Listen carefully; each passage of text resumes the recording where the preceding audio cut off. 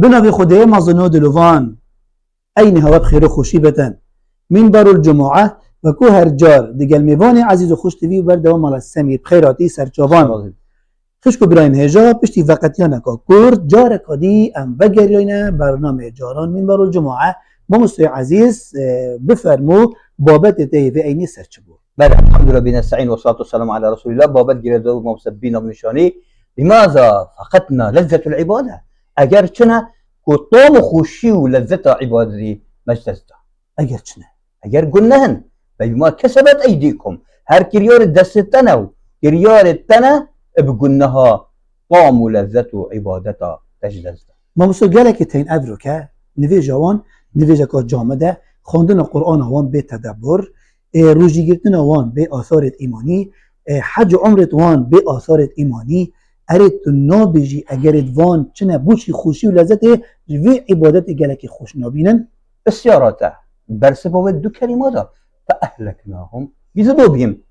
هي باب ما قدمش بحش دركتي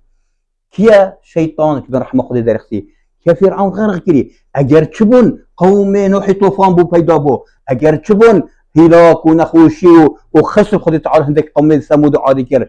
اگر هم يكون بله فأهلكناهم بذنوبهم وكما مستوى ديار كرن خدي تعالى برون اشكرا بيشتما اگر هين اشتا خب دن دين خدي تعالى دي جيان هوا جلك برطان كتن ما مستا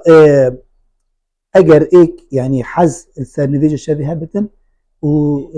نرب تو النفيجات بيجي بيجي كارتي كنا قلنا هاي سفيان الثوري بيش هيفا نربو نفيجة شبيه قيام الليل نكر اگر چبون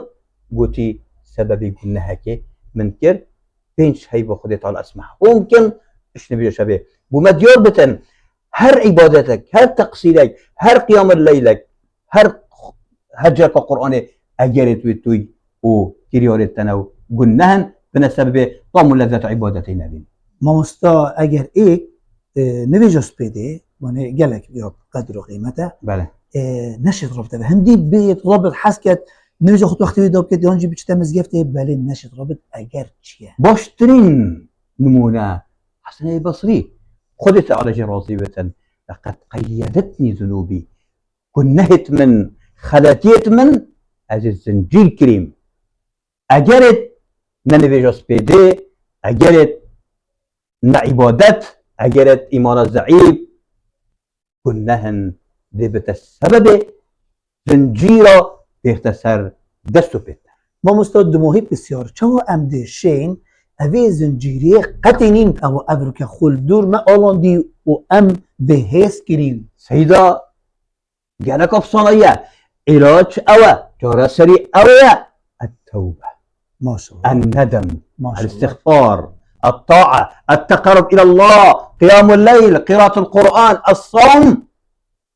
هني زنجيرة تشكينا والدعاء سلاح المؤمن بارك الله فيك آمين.